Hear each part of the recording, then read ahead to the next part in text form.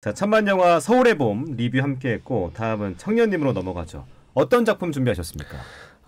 네, 오랜만에 뵙기도 하고 또 1년의 시작이라 하나의 책을 고르기보다는 흐름을 좀 함께 나누고자 해봤습니다. 그래서 어떻게 우리가 도서시장 흐름을 올해를 볼 수 있을까를 생각해 보려면 작년이 어떻게 마감되었는지를 한번 봐야 되잖아요. 그래서 2023년 종합도서 순위를 한번 좀 가져와 봤어요. 네. 그래서 우리는 어떤 책들을 많이 읽었고 문화 트렌드는 어떻게 변화하고 있는가를 한번 짚어보고자 합니다. 재밌는 키워드가 많이 나왔어요.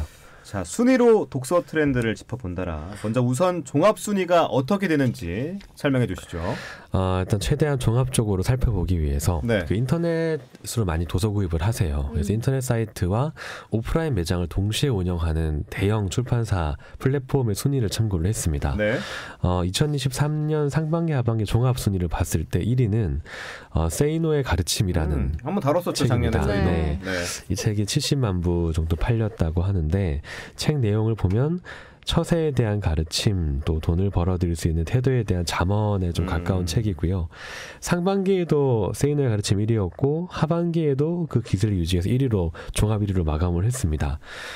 그런데 2022년을 보면 그 종합 1위가 소설이었어요. 불편한 편의점이라는 소설이었고 2022년에는 소설 빠친코도 유행을 했고 여름이 온다 같은 이제 순수 문학이 많았는데 23년의 테마는 자기계발서였습니다.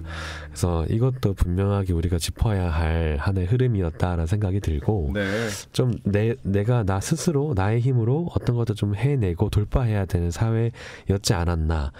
또 내가 나를 좀 갈고 닦아서 나를 조금 더 나은 나로 무언가 또 성과를 낼 수 있는 나로 바꿔나가는 것이 23년의 테마였던 것 같고 많은 사람들이 그걸 좀 도움을 받고자 이런 책들을 찾았던 것 같아요.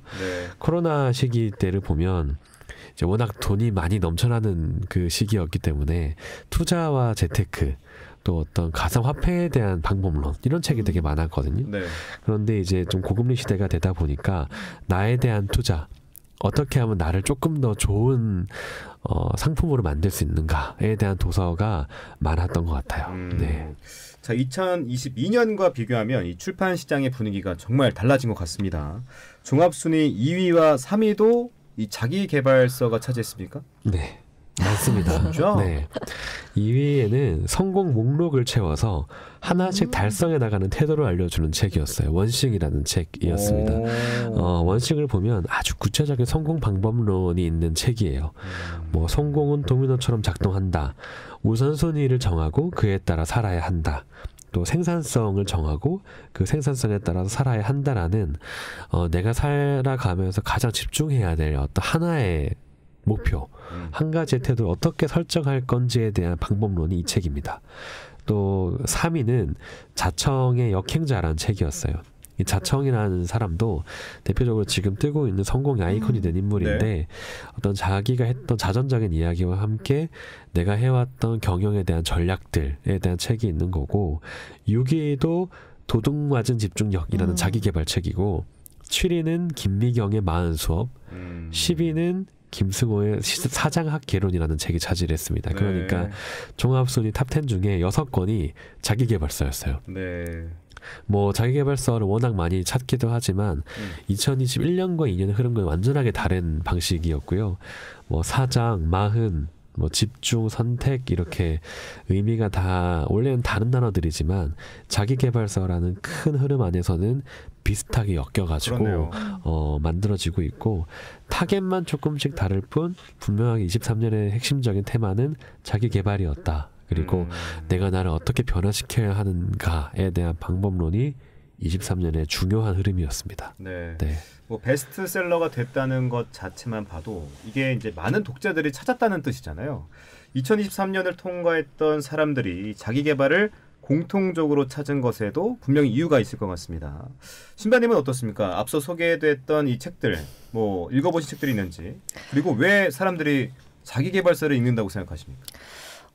일단 앞에 소개했던 책 중에 오늘 안 그래도 도서관에서 예약 문자가 왔어요. 제가 그 새해를 맞이해서 예약 걸었던 책이 도둑맞은 집중력이라는 책이었거든요. 근데 이게 자기계발서인 줄은 몰랐어요. 그래서 이렇게 도파민에 중독돼 있는 나, 한 번에 여러 가지를 하려고 하는 나, 너무 정상인가?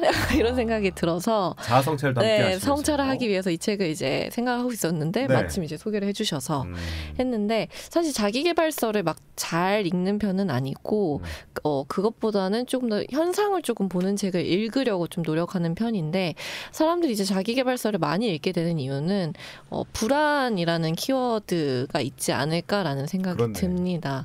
이제 내가 조금 도태되고 있는 것은 아닌가? 혹은 내가 이런 것들에 대해서 좀 놓치고 있는 것은 아닌가? 이런 불안도 있을 거고, 그리고 이제 우리가 개개인에게 모든 어떤 능력주의, 성과주의 이런 것들을 조금 강조하다 보니까 그 시장 안에서 내가 조금 더 잘 팔리면 좋겠다라는 마음, 혹은 나이가 좀 인정받았으면 좋겠다라는 마음.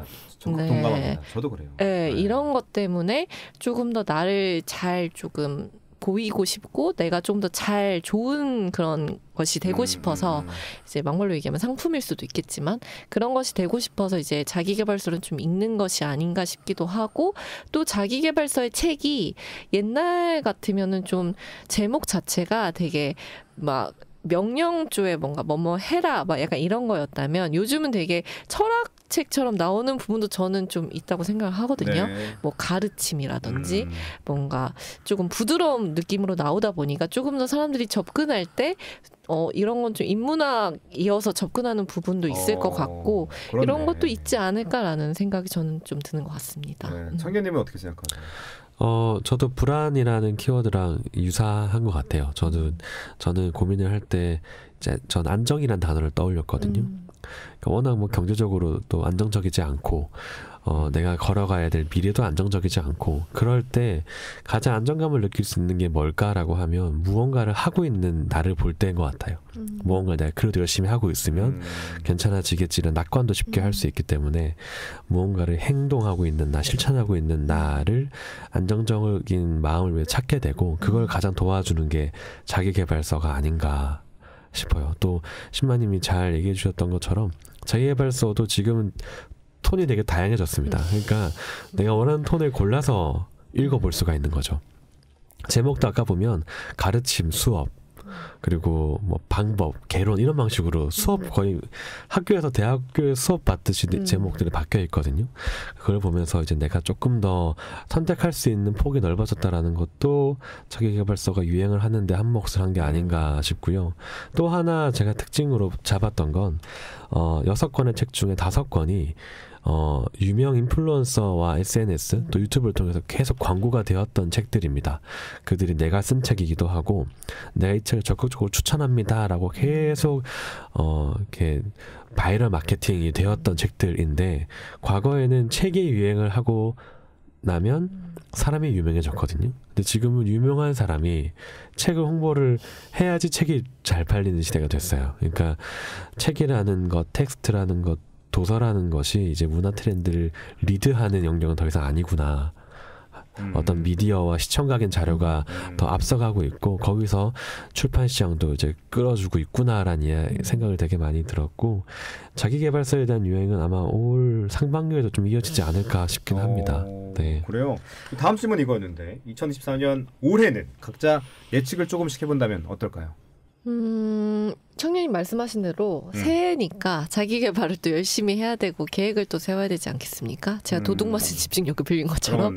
네, 그래서 아마 상반기는 그렇지 않을까 싶고 그렇게 하면서 이제 조금 청년들이 보는 책들이 브랜딩 관련된 책들이 좀 많더라고요. 그건 이제 좀 더 나를 잘 홍보하고 나를 잘 좀 소개할 수 있는 그런 책들도 많아서 이런 것도 있을 것 같고 개인적인 바람으로는 사실 고전이 좀 잘 팔리면 좋지 않을까라는 생각이 들어요.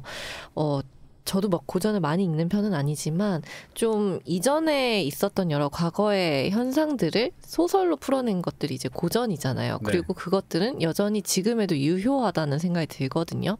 뭐 이를테면 코로나 때 패스트라는 책이 되게 다시 한번 읽혀지면서 이런 것들이 되게 비슷한 것들을 보여줬던 것처럼 그런 것들을 좀 이전에 우리가 봤던 어떤 고전에서 찾을 수 있지 않을까라는 생각이 들어서 고전이 조금 더 좀 전망이 좋으면 좋지 않을까라는 그런 생각이 들기도 하고 또 오래 볼 수 있는 책이 베스트셀러가 되었으면 좋겠다는 생각도 오래 들어요. 볼 수 있는 책. 네, 이렇게 한순간 어떤 트렌드를 쫓는다든지 한순간에 딱 지나고 나면 다시는 이제 보지 않을 책이 아니라 좀 두고두고 볼 수 있는 그런 책들이 조금 베스트셀러가 되면 어떨까라는 바람을 해봅니다. 네. 2022년을 보고 3년을 보다 보니까 그 과거 흐름까지 한번 제가 쭉 살펴봤거든요. 네. 그러니까 이게 하나의 사이클처럼 반복됩니다.